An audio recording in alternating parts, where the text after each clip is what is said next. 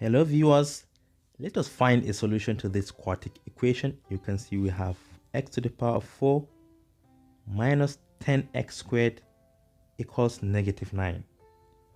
In mathematics, I like everything that allows u substitution. So let u equal to x squared. So wherever we see x squared, we are going to replace it with u.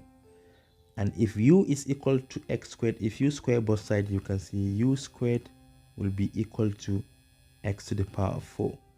So wherever we see x to the power of 4, we are going to replace it with u squared. So from the left hand side, we have x to the power of 4, which is u squared, minus 10 x squared, which we have substituted to be equal to u. And we can bring -9 backward and it becomes +9, and to the right we have nothing, equal to 0. Now we can solve this quadratic equation by factorization.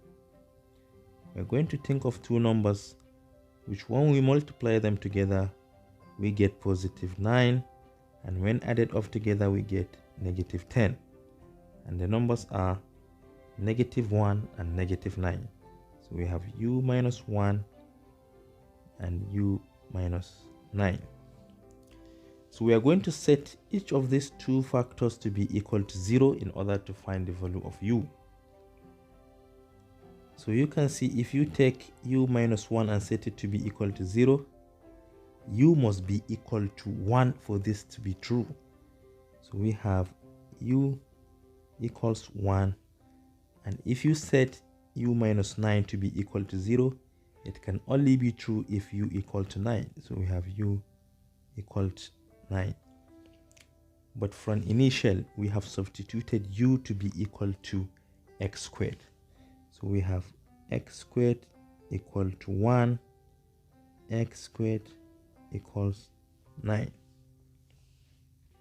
So if we take square root of x squared, we are going to be left with only x. And if you take the square root of 1, you're going to obtain plus or minus 1. Likewise, if you take square root of x squared, you have just x. And if you take square root of 9, you have plus or minus 3.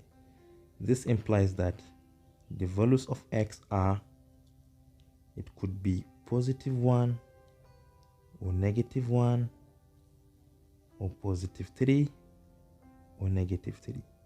In all of these four values, any one you substitute in the original equation, from the left hand side it must be equal to -9. And this is all I have for you today. Thank you for watching. Do have a nice day.